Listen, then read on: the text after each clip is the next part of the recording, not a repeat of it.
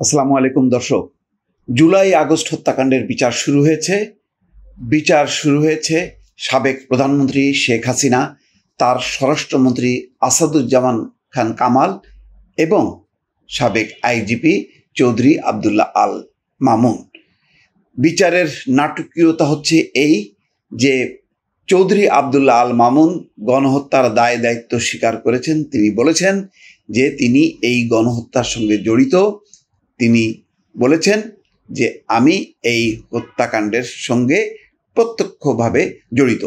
তিনি রাজসাক্ষী হয়েছেন। দর্শক, পুরো নাটকীয় একটি মোড় নিয়েছে এই বিচারে, যখন চৌধুরী আবদুল্লাহ আল মামুন সর্বশেষ আইজিপি শেখ হাসিনার, যিনি জুলাই আগস্ট হত্যাকাণ্ডের সময় আইজিপির দায়িত্বে ছিলেন।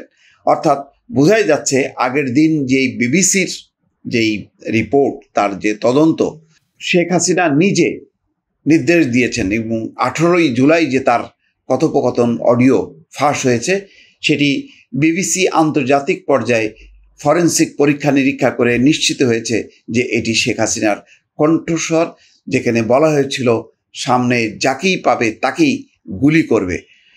সেই নির্দেশ বাস্তবায়ন করেছে তখনকার আইন শৃঙ্খলা রক্ষাকারী বাহিনীর প্রধানরা। তার অন্যতম হচ্ছেন চৌধুরী আবদুল্লাহ আল মামুন। তাই তিনি এই মামলায় তিনি বিচারাধীন। তিনি আজকে কোর্টে এসেছেন, আন্তর্জাতিক ট্রাইব্যুনালে। আর পলাতক আছেন শেখ হাসিনা এবং তার স্বরাষ্ট্রমন্ত্রী আসাদুজ্জামান খান কামাল। চৌধুরী আবদুল্লাহ আল মামুন স্বীকার করেছেন এই গণহত্যায় তার জড়িত থাকার কথা, তিনি স্বীকার করেছেন এবং তিনি রাজসাক্ষী হয়েছেন। ফলে পুরো এই হত্যাকাণ্ডের একটি নাটকীয় পরিস্থিতি দিকে মোড় নিয়েছে। দর্শক, অনেক তথ্য এখন জানা যাবে। চৌধুরী আবদুল্লাহ আল মামুন কখন, কিভাবে, কাকে তিনি নির্দেশ দিয়েছেন, নিশ্চয়ই সেইগুলো দর্শক আপনাদেরকে জানতে পারবেন এখন এই পরিস্থিতিতে। দর্শকের বিস্তারিত যেই খবর ইতিমধ্যে এসছে তাতে বলা হচ্ছে, জুলাই গণহত্যার দায় স্বীকার করে রাজসাক্ষী হলেন সাবেক আইজিপি আবদুল্লাহ আল মামুন। এই খবর এখনো বিস্তারিত আসছে বিভিন্ন পত্রিকায়। এই খবরে বলা হচ্ছে, জুলাই আগস্টে সংঘটিত মানবতা বিরোধী অপরাধের মামলায় সাবেক প্রধানমন্ত্রী শেখ হাসিনা সহ 3 জনের বিরুদ্ধে অভিযোগ গঠনের আদেশ দিয়েছেন ট্রাইব্যুনাল। অন্য 2 জন হলেন স্বরাষ্ট্রমন্ত্রী আসাদুজ্জামান খান কামাল এবং পুলিশের সাবেক আইজিপি চৌধুরী আবদুল্লাহ আল মামুন। মামলা থেকে আসামিদের অব্যাহতির আবেদন খারিজ করে বৃহস্পতিবার দুপুরে বিচারপতি মোহাম্মদ গোলাম মুর্তজা মজুমদারের নেতৃত্বে গঠিত 3 সদস্যের আন্তর্জাতিক অপরাধ ট্রাইব্যুনাল 1 এই আদেশ দেন।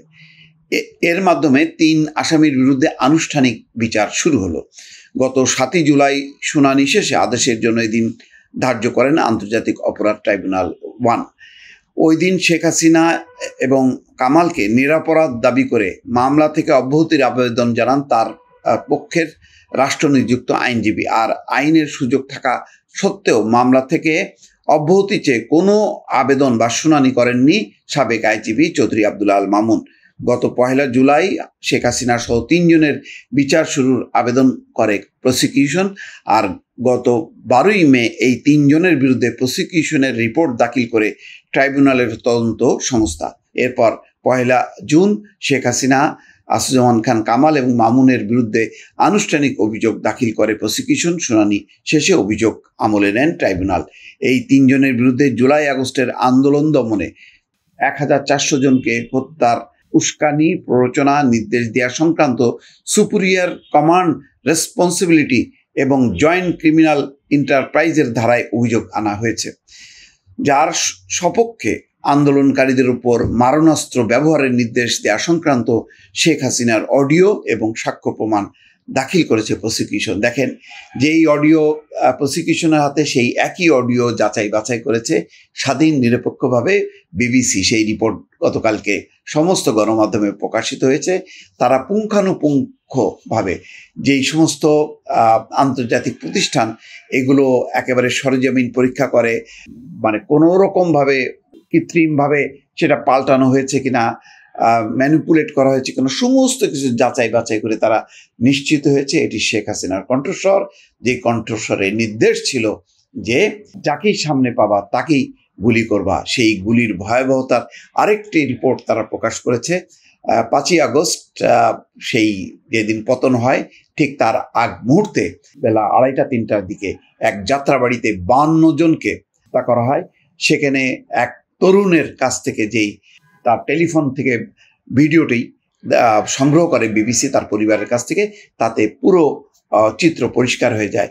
সেই তরুণ নিজেও গুলি খেয়ে মারা যান, কিন্তু তার মোবাইলটি পরে উদ্ধার করে তার পরিবার এবং সেখানে সেই ভিডিওটি পায় তার পরিবার। পরে পরিবারের কাছ থেকে সংগ্রহ করে বিবিসি সেটি বিশ্লেষণ করে নিশ্চিত হয়েছে একটা সঠিক ভিডিও, সত্য ভিডিও, এবং হত্যাকাণ্ডের ভয়াবহতা সেখানে প্রমাণিত হয়েছে। দর্শক ভালো থাকবেন, আল্লাহ হাফেজ।